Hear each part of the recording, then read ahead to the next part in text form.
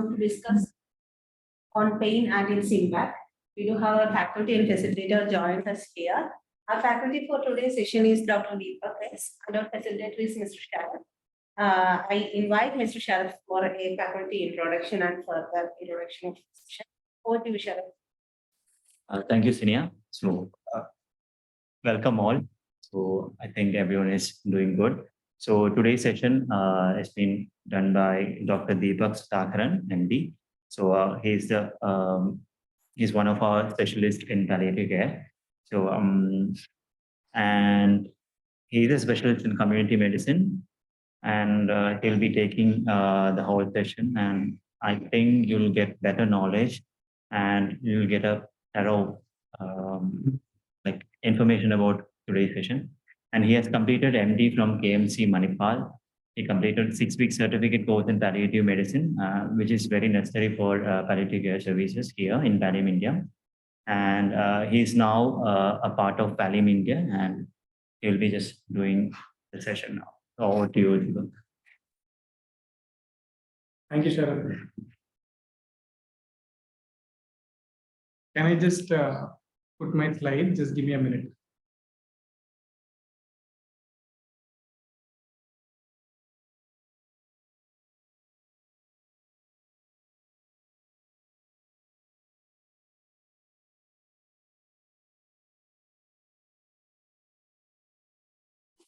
All right. Can I have more videos on, please? I wish to see at least some of you. I can see some familiar names. So the familiar people, definitely I would love to see you again. For those whom I'm meeting for the first time, it would be wonderful to see you, interact with you. Yes, hi Santosh. Hi, Senior, is that how I pronounce your name? Hi. Yes, Rajesh, Matthew, hi. I'm not sure if the others are asleep already. I wish all of us are alive and awake, and none of us need palliative care in the afternoon. So I'll be keeping on asking some questions, and I wish for all of you to participate in the chat box. When you feel like you want to interact, please feel free to unmute yourself or raise your hand and then unmute yourself. Also, I desire that all of you to actively participate through the chat box.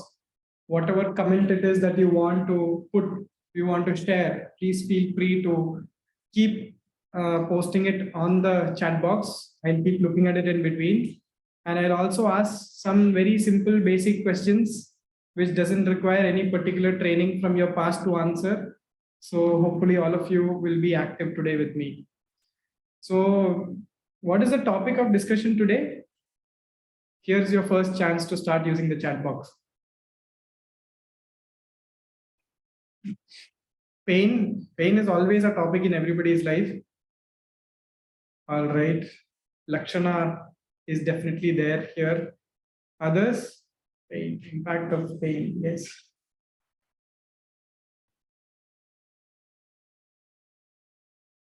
Pain and its impact. So what comes to your mind when you see this image which you are seeing on the screen? Can you type it down? Or if somebody wishes to share, please raise your hand and you can unmute yourself after you raise your hand. Trauma. Yes, Sheetal has come online with her video on. If you could also comment on what you see in this image, what is your interpretation? You can either use your chat box. Yes, trauma, pain and its effect on human mind, agony, roller coaster ride, mental turmoil. I think there are over 20 people in the session right now. I expect at least 10 answers. severe pain and sorrow with multiple factors constantly affecting the human mind. Yes, a turbulent mind.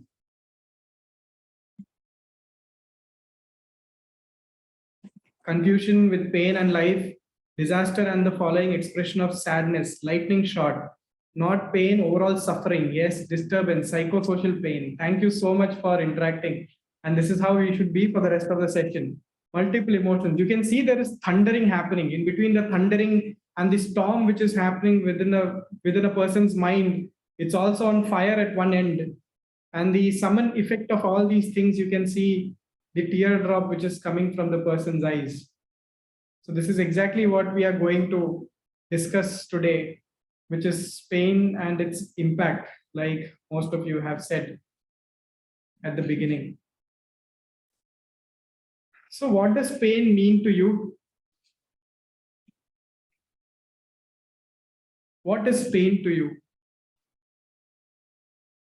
Suffering, uneasy sensation, yes.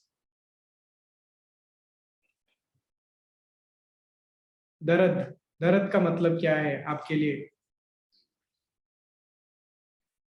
Abnormal, okay, not a normal way of being, unbearable feeling that does not feel natural, both physical and mental hurt, a sign that something is wrong with the body, yes. Lakshana or the mind, yes, Lakshana is getting better with not just the body, also of the mind. Pain is an emotional experience. Khaja Mohiddin, yes, momentum to keep moving ahead. Okay. Sometimes pain may be a reason to not move ahead also. Pradeep Kumar says anything that destabilizes the comfort zone of the body and the mind. Yes. It's a barrier. Yes. So as you are saying, all of you are saying there is multiple dimensions to pain, right? It is not just what happens within the body. Ashley says uncomfortable feeling mentally or physically that can evolve to be uneasy and causes discomfort and disimpairment. Yes. So it is a state of mind. It can be a state of the body. It can be a state of the emotions, multiple reasons, right? Nothing of this is there if life situations start going against you, that can also cause you pain. So when we are talking about pain, we are talking about a multi-dimensional. Yes, Mona, very true. Pain is not just to the patient, it is to the family also. Very true. So let's look at connecting these dots regarding all these points and dimensions which you have said so far. What is health? I'm sure all of us who work or who know how to have common knowledge, we know that health is not just about physical well-being, but it is about physical, mental, and social well-being as well. And I'm sure recently you must have heard that spiritual well-being is also very much a part of health. So all these are things which we all have studied, we have heard of, and we even talk.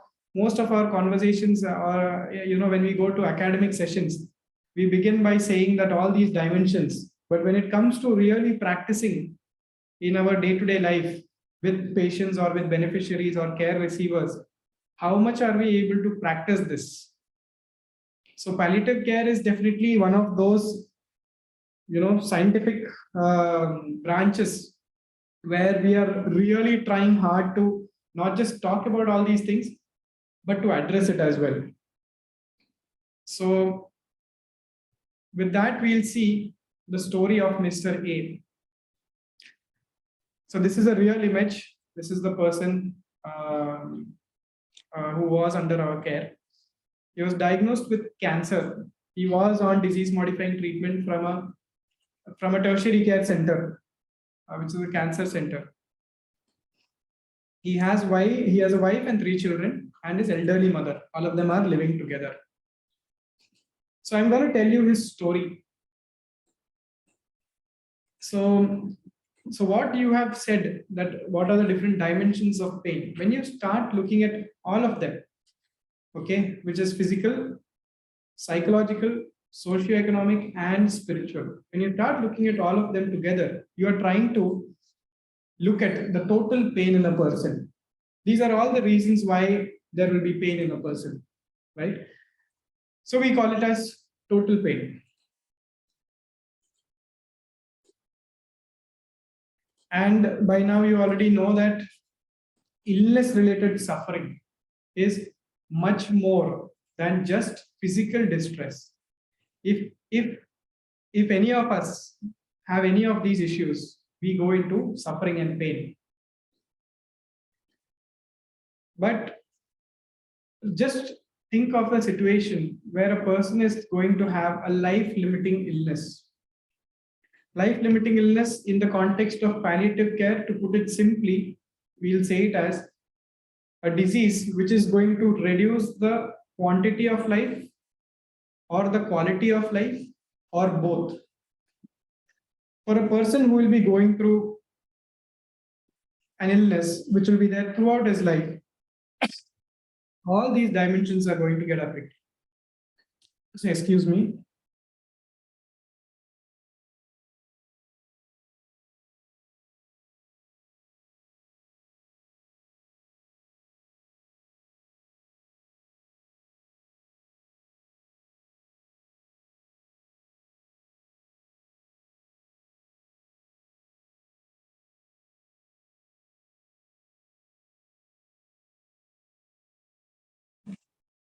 Sorry about that. I just needed a sip of water. So, so this is what we are going to look at. So what are the things which a person will actually be thinking when they come and sit in front of you? We are trying to focus on what the disease is, what the issues are. And what are the things a patient will actually be thinking? What are the situations which will be going through within himself, which may be causing a storm in his mind, which you would have seen in the first image. Will I be able to pay my medical bills?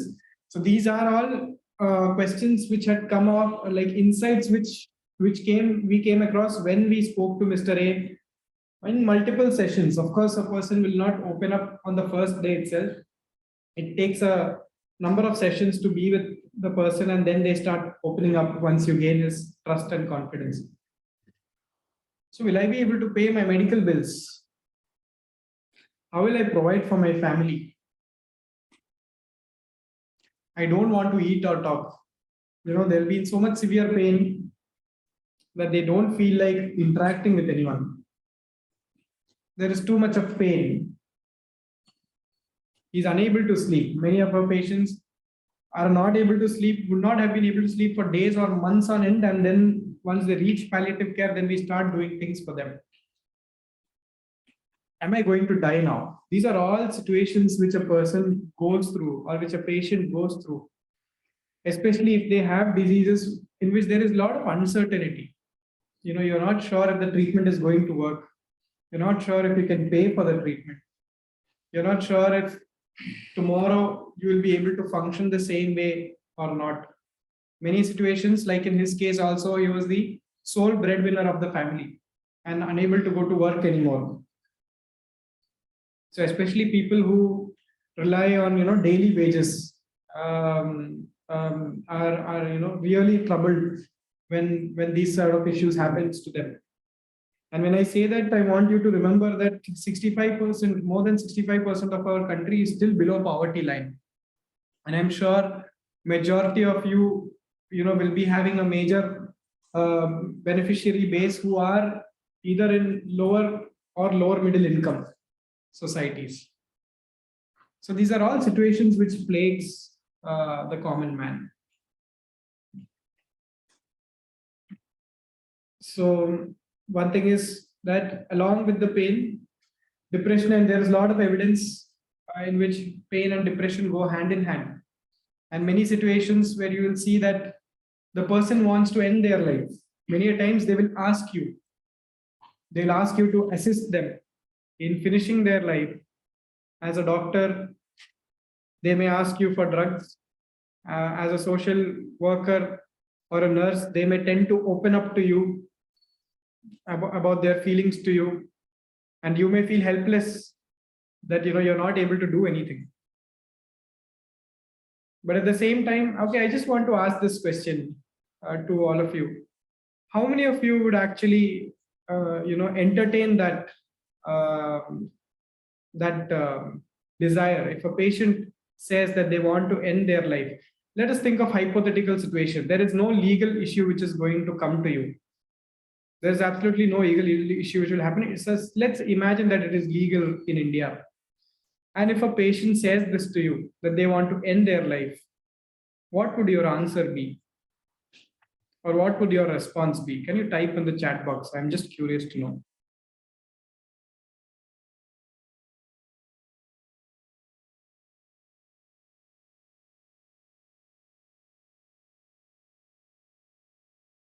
Okay, Shahid will try to give them hope. Death with dignity should be an option to consider for patients with terminal illness, in my opinion. Okay. Get them to talk. Sheetal, they spoke to you and they said that they want to end their life because there is so much pain. Simir, first try to understand their suffering to see what can be addressed. Okay.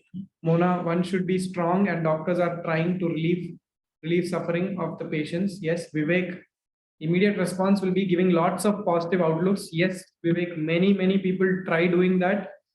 Why do you think like that? Don't think it that way. And they try giving a lot of positive gyan in colloquial terms. Rachel, try to say, let us wait a little more and let them talk and talk. Yes, let them open up, let them vent out. Ashley, did you say something or are you waiting to say something? Rajesh, the patient has to be engaged for him or her to be empowered thoroughly to understand the gravity of their decision.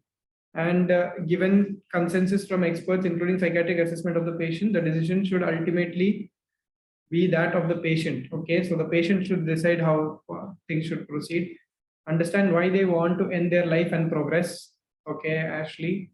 Anamika says, depending on the diagnosis or current state of patient, get psychological assistance for them. Finally, check for the protocol for the same. Okay, Anamika wants to be safe. She's going to check for the protocol and then, yes, we should. But we are looking at situation that everything will be fine. Nothing is going to happen to you. Mona, let them meet more critical patients who are fighting with more critical illnesses. Yes. Something called as group sessions, which we do. Vivek, influence of media and movies make the positive Gyan approach. Yes.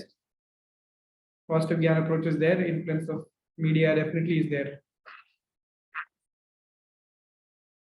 Positivity beyond a point does not help.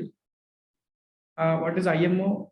Especially when they are fully aware of the situation. Yes.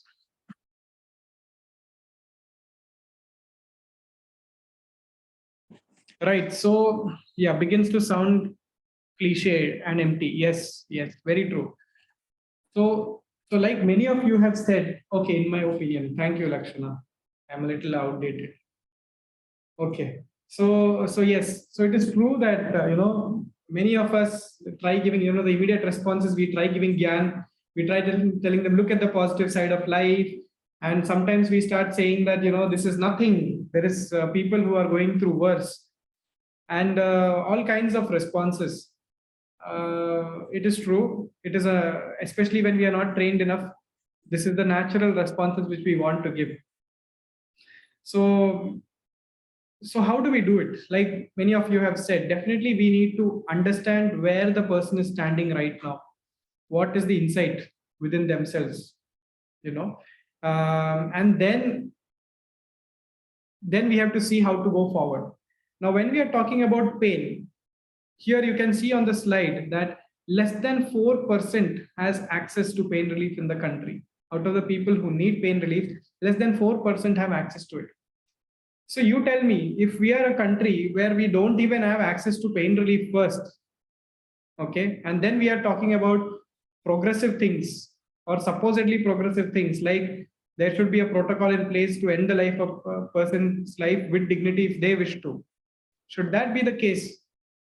See, if we are a country where we have the laws in place, where we have 100% access, where we have 100% knowledge and education, and we have the knowledge, knowledge and know-how of how to do pain relief. Despite of all these things being available, if a person wants to end their life, then maybe we should consider it, right? But we have not even reached there. And then we are talking about big ideas like we should be allowing a person to die with dignity, right? So we haven't reached there yet. I would say that would be my personal, or IMO, that would be my IMO in my opinion, right? So we need to reach there, and all of you are part of this. That even when we are doing hundreds of such sessions in small groups, as we are moving forward, we are ensuring that this 4% becomes 10 and 20 and 30 and 40 and keeps increasing. So all of us have a role to play. And like one of the participants said, we need to look at those factors which is causing the major suffering, and we have to look at what we can do. Many a times our hands are tied because what we can do is limited, isn't it so? How many of you think like that? See, many a times we know that there are so many stories of suffering around us, but we choose not to see them because we may not have the resource to do them. We may have ideas, but we may not have the money. We may have the money, but we may not have the will. Or we may have the will, but we don't have any of the other things. So many a times our hands are tied because we are not able to do something about the situation. So what we do many a times through organizations like Pallium is that create the necessary mechanism within the community to ensure that different dimensions of suffering can be addressed. How relevant is a doctor in all this? Can you, in your estimate, can you tell the percentage of importance of a doctor? Is it 100% important a doctor has to be there? 50% important, lesser than that, more than that, whatever is your value? Arbitrary. Just give me an opinion of yours. Another IMO. Okay, Anamika is 20%. Non-medico can't give painkillers to the patients. Okay, Rachel says 80%. Circumstantial, okay, depending on the circumstance. Shahid says 40%. Doctors can address physical pain, so depends on how much that affects total pain. Yes, Lakshana. Others 65%. Sheetal is being very, very careful. Like first it was protocol is there or not. Next is 65. Somewhere diplomatic. Sheetal, I'm getting to read you through virtual mode. Okay, Vivek, a doctor's engagement is only 15 to 20 minutes. So in my opinion, 30%. All right. So like rightfully said, most of you are suggestive of this, that a doctor's role is not the most important role, right? See, many a times the doctor's job is lesser than the 15-20 minute job. If you strictly look at the job description, what is expected out of a doctor is to address the physical part of the suffering. But there are a lot of others in this group who address the other 75%, 70%, 50%, whatever, depending upon patient to patient, depending upon circumstantial, as Rajesh said, depending upon the situation. What is the pain point of the person? So it depends on that. Yes, Mona, depends on doctors. Palliative care physician will give 85%. Yes, palliative care physicians, overarching time goes in doing other things, so 85%. But again, Mona, I want you to know that in an institution-based palliative care, okay, let's look at it this way. There is institution-based palliative care and there is community-based palliative care. So what we are doing over here in Trivandrum, Kerala is community-based palliative care, where 80% or 85% of our job is to go to the community at the doorsteps and then see their socio-economic, cultural circumstances and then provide care. When we are doing that, it is one way. But when you are in a hospital, you are still tied to certain time bound. You can't take more than, you may have rounds to finish. When I was doing my residency, during palliative care postings, we had anywhere between 20 to 40 patients a day. Now, where I'm in the current setting where I'm working, I take at least half an hour to 40 minutes with one patient or one care receiver rather. Just imagine if I start doing that in a hospital. When am I going to get out of the hospital? right? So in the hospital, it's slightly different. It's not possible for the doctor alone, no matter how good a palliative care physician he is. In fact, I think it should limit that the doctor should be very good clinically as far as palliative care physical dimension is concerned, so that the social worker can do his part, the nurse can do their part, the volunteer can do their part. Everybody has their jobs to play, right? It is decentralization of care. It is not making the health system dependent on that one doctor who is really good. It is about ensuring that everybody is decently good, right? Right, yeah. So Rajesh, you mean the patient's tipping point. Rajesh, if you could elaborate a little in your next comment, I will be able to respond to that. Right, so pain and depression also go hand in hand. Of course, emotional and psychological issues are also there. 1 in 2 cancer patients are significantly distressed. These are all things which doesn't require studies also, but just to put it up, that these are all officially known facts.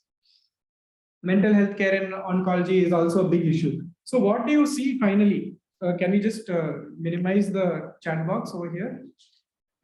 So what do we see finally is that a lot of words, a lot and lot of words, a lot and lot of different diagnoses, a lot of different reasons, okay, a lot of different dimensions, which is there existing within a person.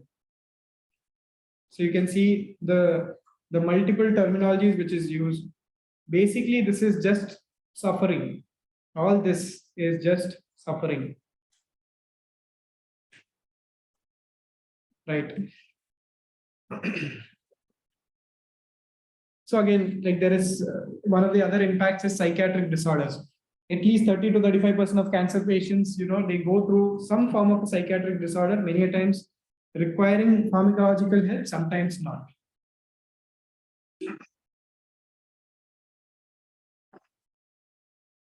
So demoralization, health anxiety, loss of meaning, existential crisis, that is spiritual suffering. These are all situations which is very realistically seen in cancer patients. And of course, if a person is depressed, you don't expect him to start following your advice or start adhering to the treatment. It is called treatment compliance. Everything starts taking a back step. Within ourselves also, once we get depressed about something, we don't want to listen to, gyan by others, right? We don't usually want to listen to people saying they sympathize, they empathize or something. We become very resistant. Usually we become very resistant and we want to be in our own zone, want to be left alone. So that is why people who go into these kind of situations have poorer treatment outcomes.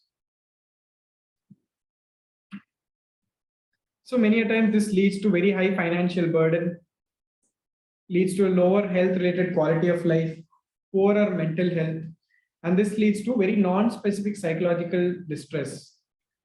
I mean to say, when you meet the person is in a mess, right?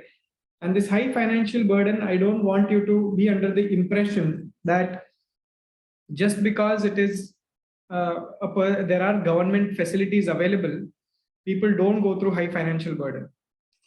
I want you to know that even in a government hospital, in the settings where I work in, they are charged or they have to charge, they have to pay money for getting scans done. They have to pay money to get the reports, the blood report they give, and to get the blood report, they have to pay money. Some of them legal, some of them illegal. And you can imagine the situation if I'm giving you these examples from the most health literate state in the country, what will be the situation elsewhere, right? The situation is pretty bad, and a lot of work needs to be done in that area. Anyway, so this high financial burden is something which is there even for people who access treatment from government facilities, from good government facilities, I would say, right? So it is not always about death, okay, but it is because of fear of pain. Okay, it is the fear that this thing cannot be mitigated. That is what leads a person towards the dark tunnel. Okay, my laptop has got stuck. Just give me a moment. in the meanwhile, if we have been half an hour into the session, if you guys can share your thoughts or your comments, or if you're able to follow the session or not, etc. I would be happy to adjust my session accordingly. If you can give your comments. HRQOL is health related quality of life. Health related quality of life. And if you have questions also, please feel free to ask. So I come from a community medicine background where majority of my work and experience is from the community, is at the ground levels. So I can assure you that textbookish knowledge which is not applicable, I will try giving you least something which is more practical, which you can take away. Yeah, can we have the chat box, please? Okay, my slides are back. Just OPD charge is free. Mona, yes, OPD charge is free. They have to give a token amount in the OPDs? No. No. Okay, so OPD amounts is free, but there are certain other things where, including, if you have to transport a patient from one place to the other, you have to give some tip to the person. Right. All right. If nobody has anything to say, at least, okay, chat box, please. Interactive, helpful, visual presentation as you speak. My friend's brother is having cancer in rectum and it has spread up into the lungs, but the patient is refusing to take pain relievers nor Pallium India approach. How to help him reduce the pain? Okay. Where is this person located? Rachel, can you tell me? Mona is saying there are free ambulance services, but hardly people know about it. Yes, there are. Okay, Rachel, in Trivandrum, we can have a look at it. Rachel, if we could connect after the session, we can look into it.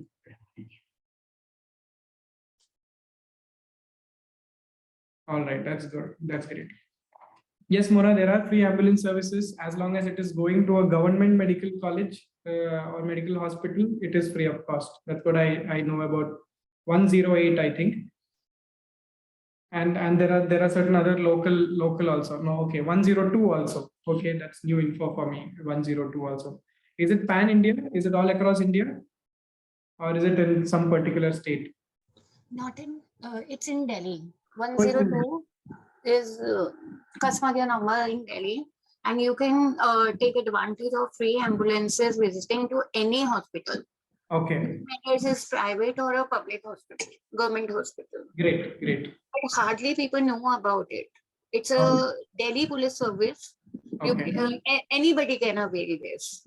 All right. Thank you so much for that knowledge. So this is in Delhi, guys. For those of you who are in Delhi, or those of you who know somebody who is in Delhi who may need it. All right. Shall we go to the next slide? Can we minimize the chat box, please? Yeah. So incidence of suicide deaths in patients. Next slide. I mean, next point is pretty high in the first 6 months. That is why we need to ensure that it is in the first 6 months that you need to have close follow-up with a person who is having severe life-limiting illness, right? This time you may need pharmacological therapy as well. So, there is a clinical psychologist who has a role to play to explore things and to look at modalities which is non-pharmaceutical based. But if you feel that, this is a situation where the patient needs help from a psychiatrist or with the help of medications, this is something which we very commonly resort to. Like, palliative medicine is a multidisciplinary approach. This includes medical and non-medical people as well. Next slide, please. Right. So Mr. A's wife, coming back to the case. So Mr. A's wife, unsurprisingly, was depressed as well, was severely distressed because of the situation, because she was grappling with the fact that maybe he won't be alive tomorrow. And if he is not alive tomorrow, who is going to, she is not skilled or educated. So how is it that, they are going to survive? Who is it that they can start depending on? Remember the 3 children and an elderly mother as well. So of course, higher the distress, there is increase in premature morbidity and mortality. Next slide, please. So what did we do in this situation? Where we wanted to address different dimensions. I have to agree one thing. I am standing on the shoulders of a giant called Dr. M.R. Rajagopal, who spent over 2 decades of his life to create the system in which I am working in. Many of you may be in situations right now where you are limited in the capacity of what you can do things. Maybe your skill is the only thing which you have in hand, and you are maybe handcuffed because of not having enough mechanisms in place to address all of these dimensions. So this is one thing we can look at later, how to develop it at the community level. But for now, next please. So how did we convert this total pain into what we call as total care? Next, please. So as far as the physical pain was concerned, this person had a head and neck cancer. Head and neck is a region where it is heavily innervated by nerve supply. And more the nerve supply, more is the pain. So unsurprisingly so, majority of the head and neck cancers have very, very severe pain. The person would not have slept for months together. It is possible. Don't think that I am bluffing when I say that person hasn't slept since months. The person actually doesn't sleep for months together. And yes, Mona, a lot of other issues starts for them. Nausea, vomiting, feeling constipated, feeling dizzy, a lot of non-specific symptoms. So we do something called as a opioid trial, where we use morphine in quick successions of 10 minutes. In quick successions of 10 minutes, we keep giving morphine at a fixed dose till the time the person has adequate pain relief. And you won't believe, there are situations where the patient falls at our feet. It has happened multiple times, because something which got solved in 15 to 20 minutes is something which they were going through, bearing it for the past many months. That is the power which opioids brings into in your hands. So something called opioid trial was given to this person. Next, please. For psychological relief, yes, psychiatric consultation was taken. We are not, the palliative care physician is not an expert in everything. I am certainly not. So we have a professor over here. He is also trained in palliative care. He sends his students for our sessions. And many a times the residents help us out whenever he is busy. So a psychiatric consultation was facilitated for both of them, the husband and the wife. Next, please. As far as the socio-economic situation is concerned, we have a group of volunteers, a very active set of volunteers on the ground, who, as the name suggests, they are volunteers. They are willing to help out a fellow human being. And all of them have different areas of expertise. Some of them have big pockets, some of them have big hearts, some of them have big heads. A combination of all of them is required to make certain innovative solutions.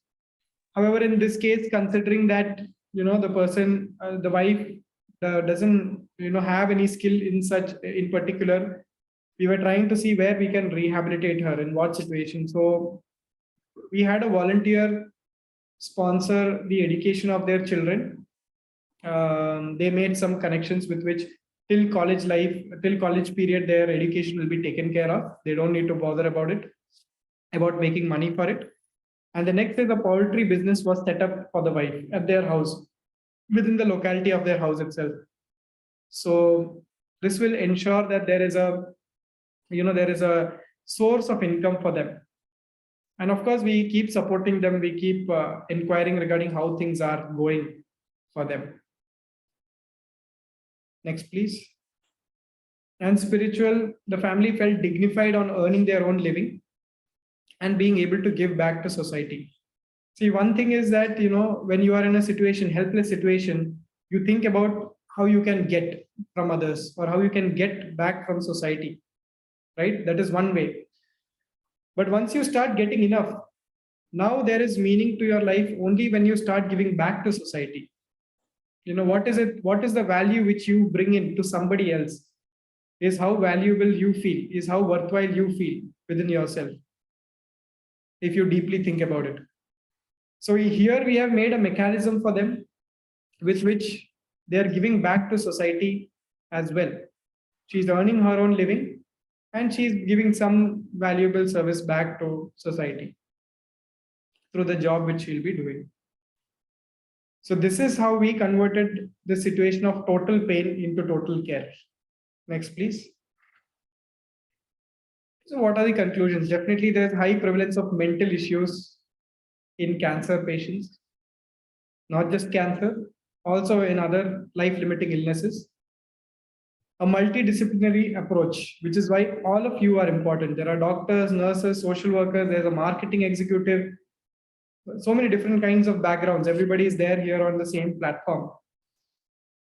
Even for right now, there's one area which we were struggling with until recently was how to market ourselves, because we realized that all the services which we provide is free of cost. And if we want to continue doing that work, we need to have money. At the end of the day, it all comes down to money.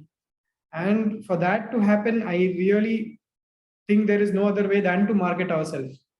There are many noble people who say that if you're doing something really good, you should not tell it out. Nobody needs to know it.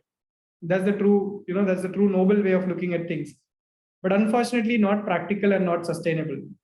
On a small scale, yes, you can do it for one or two people, or if your capacity is huge, you can do it for many people, but that's about it. As long as a place like this is concerned, where we are looking at a mechanism to create a system which can keep happening again and again, we need a multidisciplinary approach, including marketing what you do. It's very important that it is visible. Approach of total care. Yes, it is not easy when all the dimensions have to be addressed, but where there is a will, there is always a way. And I'm sure there is always a lot of well-meaning individuals. Everybody wants to do good and everybody has different strengths. Only issue is we need to connect the dots. All these dots are spread out, scattered out. So we need to connect these dots so that there is a network which happens. And once that network happens, then lesser and lesser people will fall through the gaps. Volunteer involvement. I want you to know that even with an NGO, we may not be able to do everything. That is where the roles of volunteers become extremely important. So even when I go for home care in the field, there is a volunteer who tells me where to go, whom to prioritize, what are the issues within their family, how I should talk. Everything is influenced by a volunteer. Because they know, because the person is within their community. So they know that what is the situation which the person is in. So volunteers are an extremely important part of whatever we do, to understand the socio-economic situation, to understand the psychological issues. And we may go and come back and go to the patient's house only once in a week or once in a month. But they know what is happening during the remaining hours. Like many a times, there are situations where patients and their family members try to take advantage of the services which we provide. Because they know that if we hear a sad story, we are going to go all our way. So that also happens. So these are all situations where volunteer involvement is extremely important, and they can help you to do judicious work in an equitable manner. That is ensuring that you reach the person who requires it and when they need it. Next, please. Right. So this is here you can see our multidisciplinary team, often led by the nurses. Behind you can see the shortest person in the group is the doctor. He is Dr. M. R. Rajagopal. But I think proportionate to the role which a doctor may have to play in providing care, holistic care rather, we have volunteers also with us who are coming to the field to trying to access the patient's home. Next slide, please. Right. So I'm going to give a little rest to my throat. Meanwhile, I'm just going to have keep looking at the chat box. Questions before we proceed. Questions, comments, thoughts, feedback, suggestions, or whichever other English synonyms you want to use. I'll be all ears for a couple of minutes.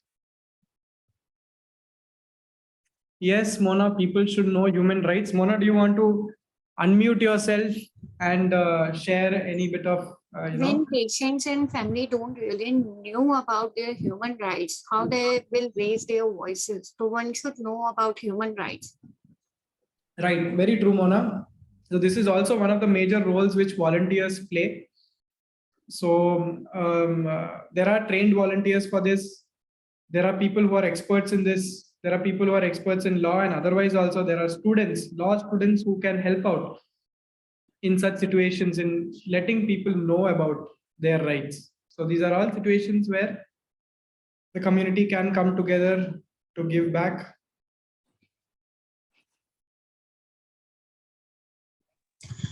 For example, patients hesitate to question some doctor about their treatment and everything. So Yes. patients should know that they have a right to question your doctor regarding your treatments and everything. Very true, Mona. Many a times we have heard, patients don't ask their doctors many things. One thing is they are at a severely disadvantaged position in life already because of poverty, because of their social situation. On top of it, because of getting disease, they are always literally on the receiving end. And when that happens, they don't feel they have the right to ask the doctor that what is happening within my body. Is the medicine which you have prescribed to me, is it going to be useful? Should I continue taking this medication or not? These are things which, very basic things which patients don't ask their caregivers. Recently I had a patient who came and asked me, is on a 28,000 rupees medication, 120 tablets for 28,000 rupees. For the doctors, it is called abiraterone, an immunomodulator drug. He is having stage 4 cancer. It is spread everywhere in his body. And he was given this medication, and the oncologist told, continue taking the medications, but the next time you come only if you have any severe issue. Otherwise, you just continue taking this medication. So the message which I get from this is that probably there is very less hope. The medication which you like, just continue taking the medication, it may or may not get controlled. If something acute happens, you come. But I'll tell you, this patient is staying 60 RCC to this thing is nearly 70 kilometers, anywhere between 60 to 70 kilometers. I don't know the exact kilometers, away from the hospital where the care is being provided, which is a tertiary care center. They use public transport. So they go by bus, and you know how comfortable the journey in public transport is, right? So they have to go all the way till there, wait the whole day, and maybe get 1 or 2 minutes with the doctor, because there will be a line of patients outside the doctor's room. So this is the situation. Now he comes and asks me, should I continue taking this medication?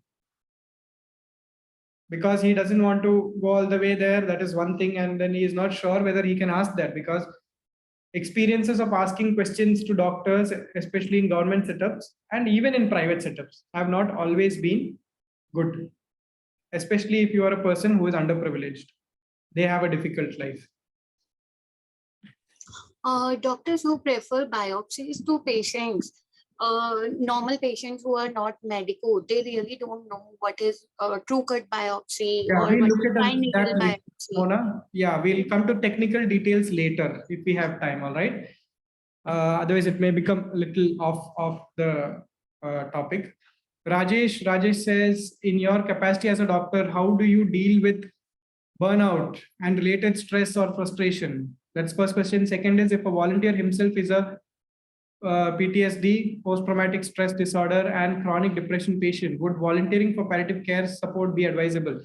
So Rajesh, one thing is, I'll tell you in my personally how I get recharged is these home care which we go to.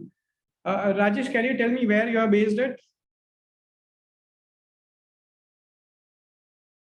You can unmute yourself also if it will be shorter, whichever you're comfortable with.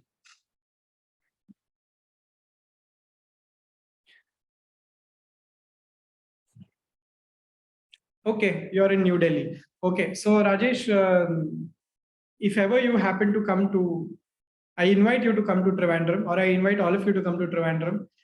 Whenever you come, you should attend our home care visits.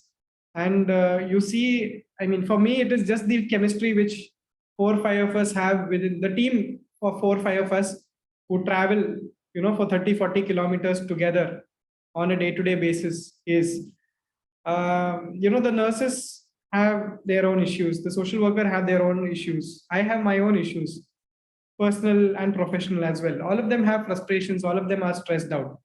And I'm telling you, by all of them, I mean everyone, single one of them in today's world is stressed out due to some reason or the other.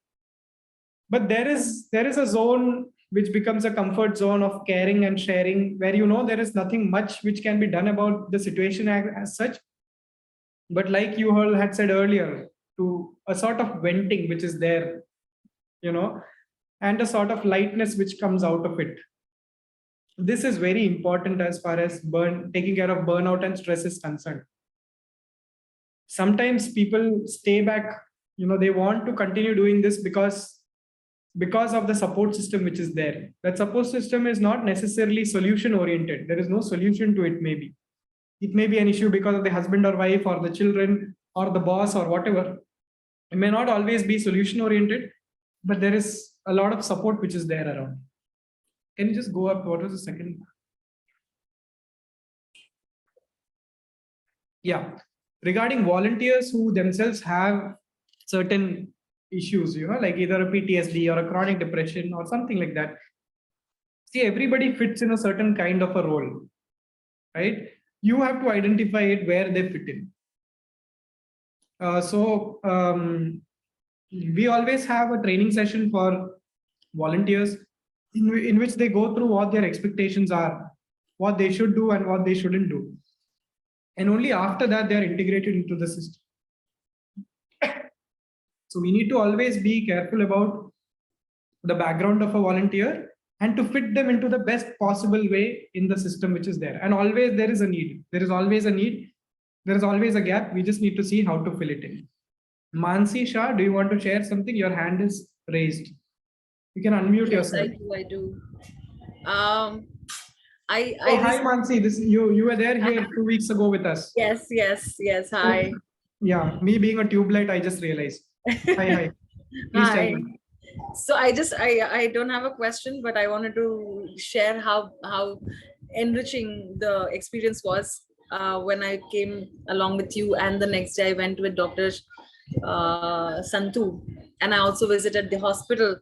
And I think those stories still linger in my mind. I'm still thinking about the lady we went to, and I saw how you and your team effectively addressed all her issues. While when she said that she felt like her feet were in boiling water, and you actually waited till she took that morphine and felt better. So I guess this entire journey and the time spent at Valium last week, 2 weeks ago, was really, really enriching. And we've come back with a lot of ideas and inspiration from you guys. Thank you, Mansi, for marketing for me. I'm just kidding.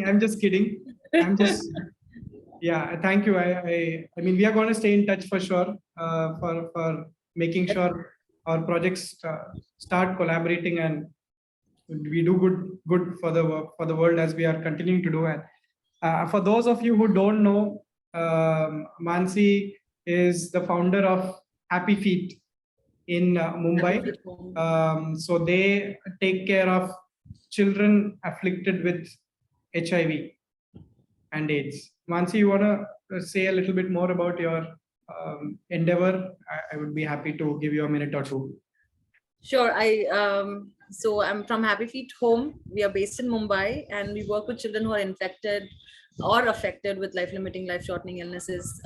Basically, all our children are either from who have either HIV or thalassemia or cancer, We do a daycare service for them. We also have recently started a shelter, but that's like a very new project, and we are hoping one of our biggest dreams is to start a home care, and that's why we were in Trivandrum, learning from the best. So yeah, that's what we do. All right, thank you, Mansi.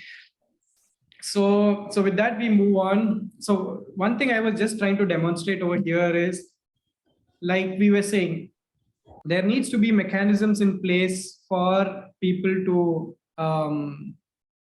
address these 4 dimensions. Now, I may be only good in one dimension, but I know that Mansi is good in something else. Mansi knows what the strength of somebody else is. So she is going to put me in the loop with that person. And this is what is called as collaborative effort or networking. And this is the only way in which we can go forward to provide holistic care, or to ensure that health, which we talk about, not just in the definition, but to ensure that this definition is reflected in what we do. So this all may start just with few well-meaning individuals coming together and starting an endeavor of making things happen for others. Can we go with the comment up, please? Little more. Yeah. Lakshana, opioids can only be administered by medical professionals, and very often that is only provided at hospitals or medical centers. Are there ways in which this is simplified for bedridden patients or patients whose families cannot arrange for transport to or from medical centers? Yes, Lakshana, that is why community-based palliative care or community-based endeavors are extremely important, because you know how. So let me tell you this, some statistics. WHO says for every 1,000 people, there should be one doctor. And I want you to take a guess in India. Can you just take a guess, guys? Just 2 or 3 answers. Every 1,000 people should have one doctor. In India, how many patients ke liye there is one doctor? The number is in thousands. Want to take a guess? Come down. New 10,000 or not that bad. 1 in every 15,000. So we have 1 in every, even though I know we think India is pretty bad, not this bad, but 1 in every 4,200 people. Okay. The 1 is to 4,200, but the latest figure may be slightly higher or lower, but recommended is anyways 1 is to 1,000, and we are pretty far away from it. So how do you ensure providing care to so many people? You know, it is not always through hospitals like you have brought out over here. So many a times, or a majority of the times, it becomes through ground level organizations, community-based organizations, self-help groups, volunteers, well-meaning individuals in the community, students networks, students initiatives. We have the highest youth in the whole world. We are in a zone called as demographic dividend. We are supposed to utilize our youth for making things happen. So there are many ways to do this. Pallium India is an example of doing that, where, as I had mentioned earlier, volunteers and other, we have link centers with other palliative care organizations, and we have them together with us. And there is a form of a decentralized care which keeps happening. So that is how we have to go about that. Can we go up? Go up. Yeah, can I just have that mouse? Yeah. Right. So that is one way. Yes. So Lakshana, about this thing about opioid use, only doctors can do it. That's true. But I want you to know, a doctor spends 5.5 years in medical school. Okay. After that, he'll spend 1 or 2 years for entrance coaching. After that, if he gets through, he will spend 3 years for specialty. After that, he'll again write another entrance examination for super specialty. Then he will do 2 to 3 years of education. And then he will join as a consultant in one of the most competitive urban cities. This is the problem with healthcare. Where do you think majority of our population is? It's not in the urban centers, or it's not in the cities. Yes, it is densely populated, unfortunately so, because everybody is behind few things in life, which may not be available equitably. So when that is the situation, it becomes difficult. But I want you guys to take a guess. How many days of training a doctor requires to start prescribing opioids? How many days? I mean, the person has to undergo a certain number of days of training to start prescribing opioids. Like a certificate course, at least. The minimum is a certificate course. Yes. Start taking a guess. 6 years. Mona, why so negative? Not that bad, Mona. We are not that bad. 6 weeks, okay. 10, Simiyad, yes. 10 days. 10 days of dedicated time, and not even the 10 whole days, right? A certificate course which you can do online as well is all it takes for a person. So if we really want to have knowledge and expertise out there, it is all available. It just takes a few hours or a few days to make things happen. So it's a question of priority also. Yes, Lakshana, your hand is raised. I'm all ears. Yeah, hi, I unmuted because I think it will be faster if I Yes. speak. I am in an urban center myself, and this Yes. question comes from personal experience. Yes. There was a patient who was bedridden and, in the last stages of her life, Yeah. and required pain relief. But Yeah. the pain relief could only be administered by a doctor, for which Yes. the patient had to be carted to the hospital, brought back from the hospital. And for people who require pain relief, which isn't sort of steadily titrated, I would think it needs to ramp up at a certain stage, or is required at a greater frequency. We were not able to access it. So, and especially at certain times of the year, if it's a festival time, doctors are not accessible. How are we supposed to get around to this? So accessibility of opioids, one is of course awareness, but even accessibility of opioids is a real problem. So how do we work around it? And it's great that the community model exists in Kerala, but even in a center like in an urban center like Bangalore, we lack that community access. Okay. So how do we work around it? Lakshana, is this your first exposure to palliative care? Yes, it is actually. All right. So what comes to, can you tell the first thing which comes to your mind when I say the word morphine? Unfortunately, pre-experience addiction, yes. Okay, so you're scared of know it. where it's coming from. No, not anymore. No, okay, not anymore. But I'm just asking the first thing which came to your mind. You said addiction. I'm going to take it because it is more relevant for for the agenda which I'm moving towards. Yes. And for many people also, when you say morphine, unfortunately, even for doctors, other than learning about it during their pharmacology in third year, and the professor trying to create a difficult question around morphine, which is not used routinely. The role of morphine, people think, is limited to only the one or two things, So that is very unfortunate. So like you said, we need a lot of advocacy awareness regarding this. That is one.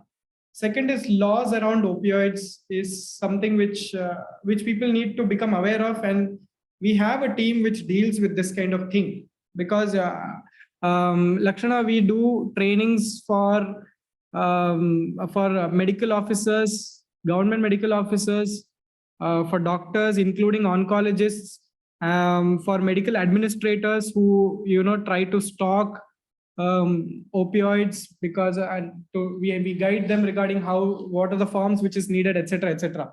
So see, this is just a question of know-how. If the administrator knows the legalities of it, what are the forms required? If the doctor knows that the administrator is behind him, he has got things in place, I can start prescribing, and he has the knowledge. And then the patient knows that I know I have got severe pain. I know there is something called as an opioid. I can have the right to demand. I know my right. I can demand for pain relief. These are things which needs to fall into place. This is as easily as I can put it.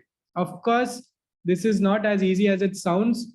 We need every person like you and each of you who is there in this group to advocate for this, towards this. It is time-consuming process, but it has to move from somewhere. And right now, we are we are moving in that direction. It is going in that direction. It is time consuming, but big things come in small packets. So each of these small packets is what each of us are. And someday we will be able to piece it together to ensure that we have a mechanism in place which is accessible, affordable, and acceptable also culturally within the localities of our community. I know these are not solutions right now, but then solutions is something which we'll need to work on specific to the areas where you are at. But we can look into it and make mechanisms to address that as well. Come up. Come up, come up. Up. Yeah. Okay. Also, many doctors don't seem to fully comprehend, accept, work with patients with pain. Yes. So this is what. So doctors, that's why, see, when I say that we have training programs for oncologists also, then you can imagine that, people who are working with cancer also don't always necessarily seem to understand regarding to what extent pain relief can be done. So I don't find fault with any of them. It is an issue which has a systemic issue.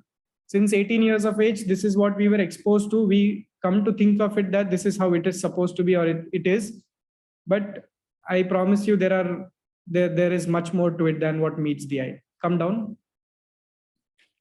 Down. Okay. All right. Domestic. Okay. How have been to one visit session? It was heartbreaking, but thoroughly convincing about the need. Okay. Come down. Third question. I find that we as individuals and society lack the vocabulary to speak about pain and its severity. Is there a way to help care receivers and care givers better communicate pain beyond the 1 to 10 scale? Yes, Lakshana. So it is true. And what is pain to a person is always a very subjective experience. So this 1 to 10 scale is just for me to understand how bad it is, but still I won't be able to understand how bad it is, right? So it is something very subjective, and this is where qualitative data, that is very dryly putting it, otherwise lived experiences or experience sharing becomes important. So see, basically we need to agree all this is for what purpose? All this is for the purpose that I agree that every person's pain is subjective, and if he says it is bad, that means it is bad. It is not that, it's not for me to say that he has got only 1 centimeter ka cancer. How can he have so much pain? He's bluffing. This is something which doctors do. And it is not for me to say that. As a doctor or as a human being, it's not for me to say that. So there are many ways in which communication regarding pain can be better, Lakshana. There are pictorial representations, there are numerical representations, there are very non-technical modes of representations. I think you will be going through it later on. I'm not sure if the sessions on pain have started like that, the technical sessions. So there are ways, but basically it is what the patient says. And hearing and listening is the best way of communicating pain. Like, you just be a listener. That's about it. I don't know if I've answered your question, Lakshana, or if that was what you were looking for. Come down. Yeah, it does address it. All right. So one of the major steps in palliative care is understand the insights of the patient, or in short, before I start giving my palliative gyan, I make sure that I am a very thorough listener, where I just ask questions and I keep quiet. There is a study which said that doctors interrupt patients in the first 2 seconds of them opening their mouth, of them starting to share their history. So certainly that's not how it is supposed to be. So being a listener, understanding the insights and where the patient stands, this is extremely important. Only after that we open our mouth. Otherwise, we may end up being offensive or even make a fool of ourselves in front of somebody who is already on the verge of breakdown. Yeah, come down. It should be better. Okay, yeah, come down. Come down, come down. Come down. Okay, if time permits, can you elaborate on practical difficulties faced on ground level? Yes, if time permits, we'll look at that. Lakshana, good to hear that doctors are also being trained to educate further about pain relief. Yes. So a couple of years ago, there have been certain changes in the medical curriculum because of which many elements of palliative care have been incorporated, and even to the extent that different subjects, so there are, I think, 19 subjects which doctors go through during medical school. I think now it's little more.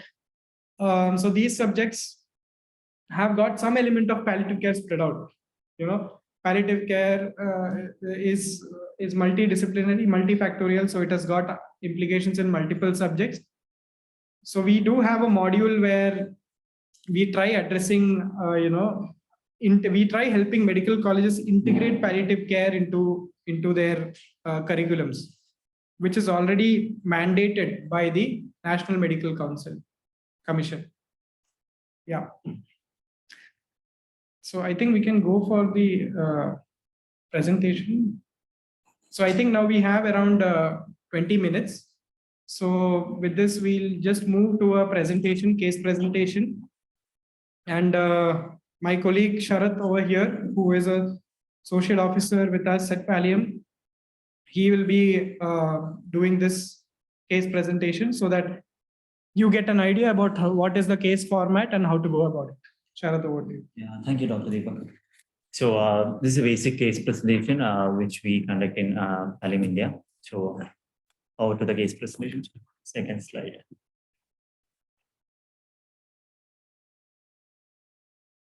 Okay, so we don't want to mention the patient's name or the kid's name. So age is 7 years old, male, and diagnosed with cerebral palsy, hypothyroidism, seizure disorder. And as you can know, the kid is not going for any job or anything. Okay, so medical history.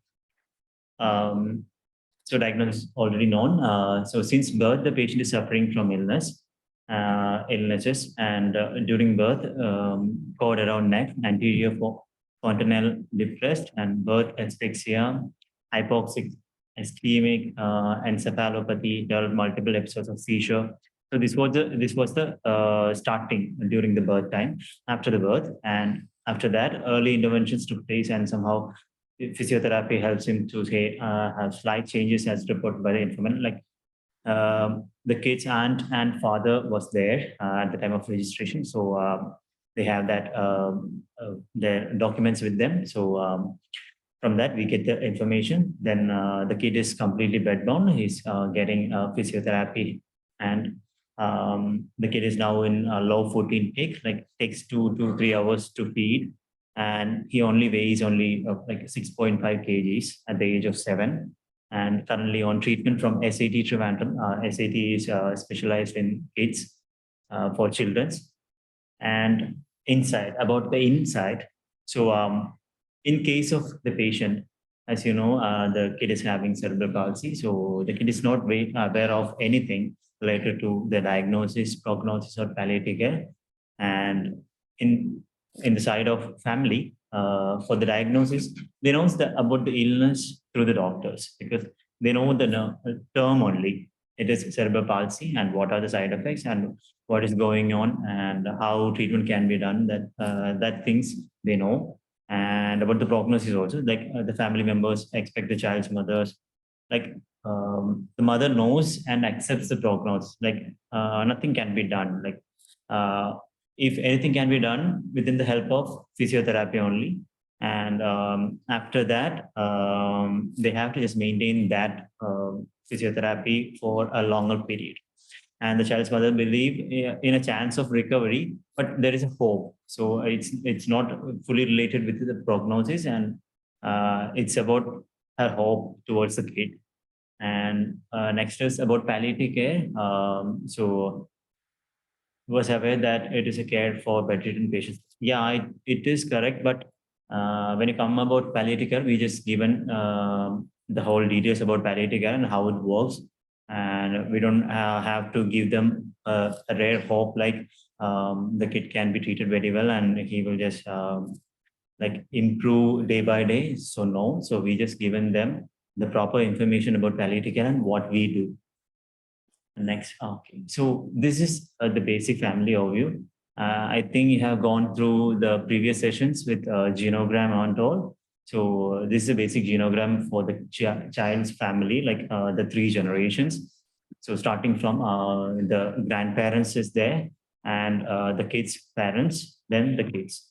So as you can see, the kids' family, like who is staying together, is mentioned within that blue line, like which circle for the all members. Like the kid is staying with grandparents and parents, and also you can see there is a first pregnancy was a miscarriage, and after that they had 3 children, and the kid is the youngest one, 7 years old. So so this is the basic genogram for that kid. Okay. And the medical issues have been denoted by that crossed lines, and you can see. So in the whole picture, there are several illness you can find, which is denoted by that crossed lines. And our patient P is denoted by an arrow pointing towards him. So next. So this is a basic detail about the kids' health issues and all, and their current status. Mr. K, like a child's father, has a stressful relationship with his siblings, except Miss E, like younger sister. Due to that, he had to build a house in the ancestral property by taking a loan. Even though the extended family would inquire about the status of the child, his father managed to get a visa to work in the UAE, but he couldn't continue his job as his wife developed psychological disturbances as a result of his absence, as well as dealing the illness of the child by herself alone. During that course of time, he was there, but due to the kids' problems and the problems leaded to the problems with mother of the child, so he came back from there. And as reported by the informant, she talks to herself, hears strange voices like auditory hallucinations, poor sleeping pattern, sad mood, and is not performing well in the household activities, as well as in taking care of other 2 kids. That we also discussed during that previous case, or the psychological overview about the kids' family. So then the elder child in the family is about 12 years of age, and he is trying hard to help his mother in taking care of his brother. The middle child is 10 years old. She doesn't know how to take care of the struggles she's going through. Grandparents are getting old age pension, and this is the sole income of the family. However, the father is trying to move for a permanent job, and he has some hope in future.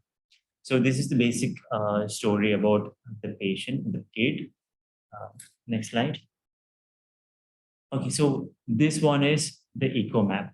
So what are the supporting factors getting to the patient and his family? So you can see there is a strong relationship with aunt of the kid. Okay, so it is a very strong relationship, and they are getting benefits from like both sides. Okay, and then patient's father's friends and from the SAD hospital and from the school of siblings is getting a positive relationship. So they're not getting enough help, but they're getting treatment or some kind of help from there. And about the extended family, there is a stressful relationship that is happening between them. And when you just consider about the religion, there is a tenuous relationship that's happening. Next slide. Thank you. So next one is the socioeconomic overview. So this is a part where we just do interventions, like social officers or other persons. So they live in partially completed 2 BHK terrace house. Taken loan from private bank for building a house was necessary for them. Also, the hope that the father could continue his job in Gulf to repay it. Primary and sole breadwinner is his father by doing coolie job right now. Because he just dropped his job and just left Gulf, and he just came back for treatment of the kid. And the ration card is BPL, that means below poverty line of pink color.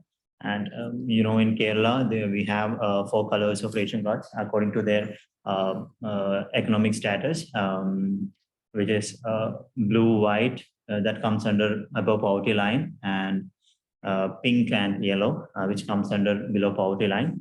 And yellow is the lowest one. So they are having a pink color ration card, and thus they get the rice from there. But other food needs like baby food, grains, vegetables, etc., are not.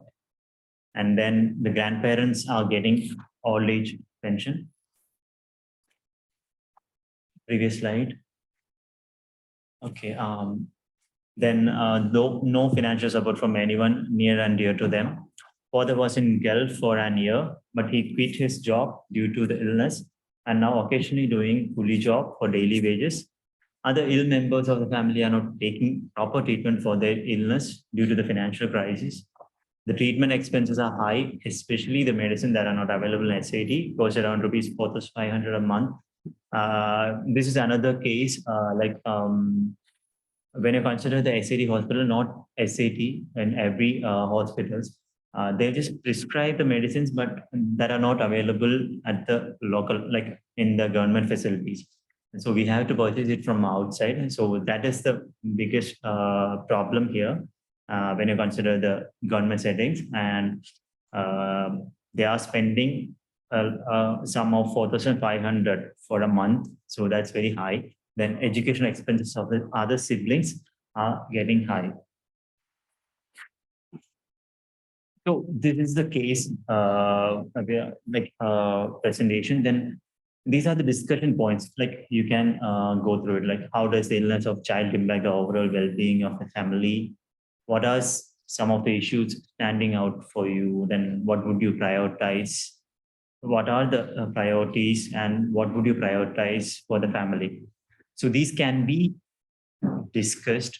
Like you can just go through like a brainstorming or something. You can just go through it and you can just put it in the chat box, and or you can just unmute and just discuss right now. And can you go to the next one? Yeah. So this is what Dr. Deepak said, like total pain, when we consider about the total pain, the total care. So physical, psychological, socioeconomic, and spiritual ones.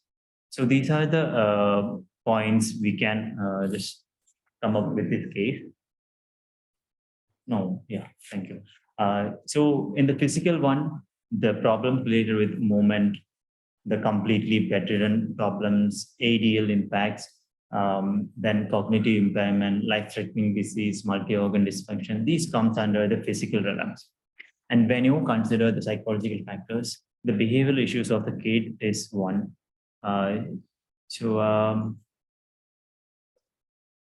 Yeah, so there are 2 questions, okay. So the father was the breadwinner is unable to work properly. Yes, it is correct. And is there a way to address spiritual pain without involving religion? Yes, we can. So we just, yeah. So we'll be having a session about spirituality on the coming days. That's especially related with spirituality. So we'll just go through a little bit of that, okay, in this. So in the psychological one, behavioral issues are there. So it is affecting the whole family. The irritability and crying spells because the kid doesn't know what he is doing and he's going through a severe illness. So there is an irritability for the family members are there. So that will affect them psychologically, because in this slide, you just know that her mother, like his mother is going through a lot, and that's why his father came back from the job. And the deprived mother's psychological well-being also to be concerned. Then coming into the socio-economic side, separated from other family members is a social withdrawal to the family, then neglected parenting that will affect the kid. We don't have to consider the only child in the family, we have to consider the other 2 also. So they will be considering the deceased kid more, and that will affect the other kids they are studying. And then coming into acceptance of the society is low, because there will be a case of like negligence from the society, like in the case of a kid. Then financial crisis like unemployment, loan, education, treatment.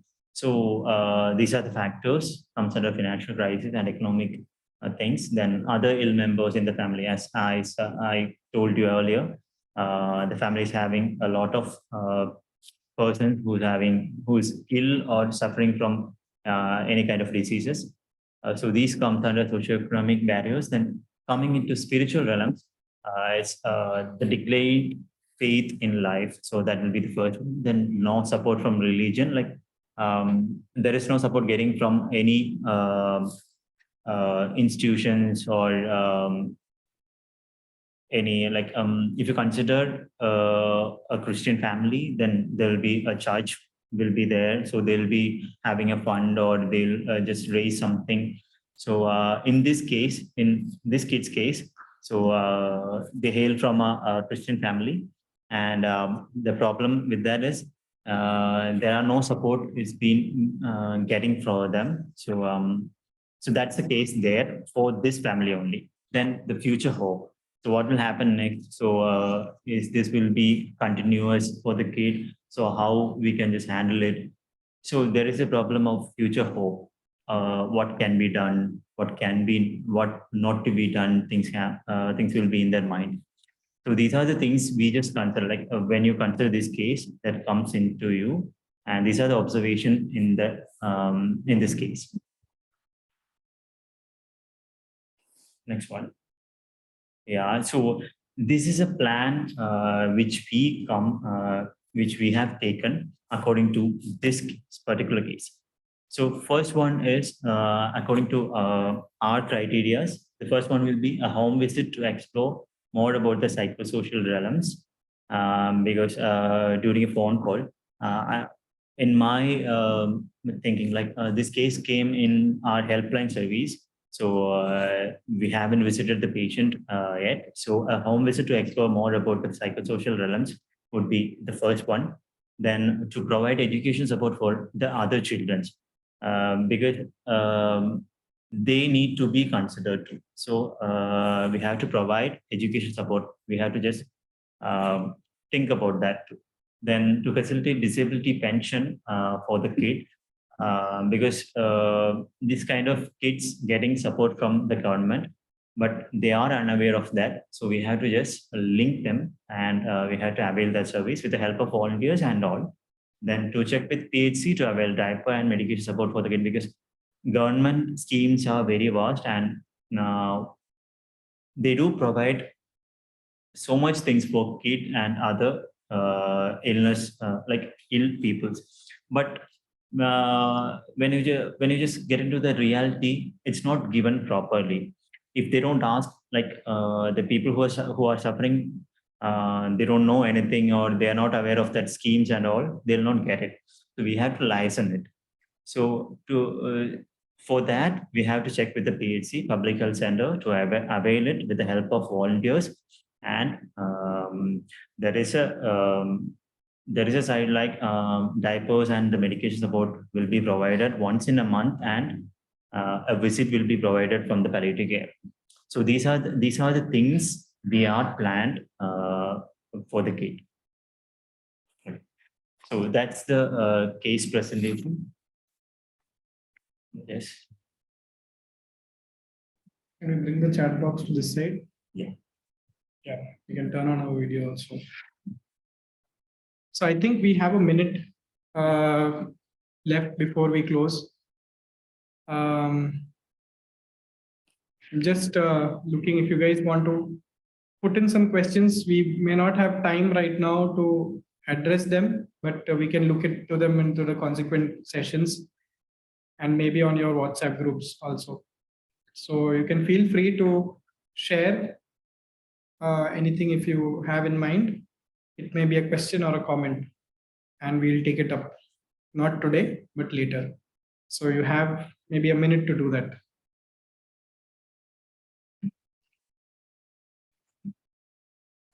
And of course, you can feel free to provide feedback regarding how many minutes you slept during the session. it would be good if we could see, everybody before we leave. Only Rajesh and Ashley have been there throughout, and Sinyad also. Yes, Santosh is back, Anamika is back, Rachel is back, Pradeep, yes, hi. Hi, Mona. Mona is in, are you in a discotheque? I can see all disco lights around you. Okay. There's just background. I don't know how. Oh, Thought. you're with Thor. Okay. You are I on didn't. Thor. Maybe my nephew. Okay. I won't mess with you for sure. Next time onwards. You look dangerous. Okay. Sarah. Hi, Sarah. All right. Yes, can you just open the chat box once more? Can we just note this down? Can you share the details of online course that enables narcotic prescriptions? 10-day foundation course in palliative care, palliative medicine, right? Foundation. Option was in palliative medicine. Yeah, FCPM, it's called Foundation Course in Palliative Medicine. It will be there on our website. The next ones will be Is announced. that online? Yes. Okay, thank you. Yeah, if you are in Kerala, you can, if you're in Trivandrum, you can come here also. Whenever we have the next in-person program. Okay, I wish to, but right now I'm in Canada. So I was wondering if it's available online. Okay, I'll do I was that. supposed to come there last month, but then you guys didn't give me a visa. You didn't want me to come there. It will threaten all the Indians over there. You have some collaborations happening here too? So there was a palliative care conference over there. So got a scholarship, but no use. Indian government, Canadian government don't appreciate Indians getting scholarships and come. Just kidding, very bad joke. Okay, anybody, anything else? All right, so I think we have gone off time. If there is anything else which you guys want to share, react, respond to, or ask questions, feel free to do so in your WhatsApp groups. The team will let me know and we can address it as the days go forward. All right. Thank you so much, guys. Nice having you. Have a good evening. Let the learning continue and let the networking also continue. Thank you. Thank you. Good day. Thank you all for the wonderful session. You all are here, and I wish the next one will be very informative one. So hope to see you on the next one. See you.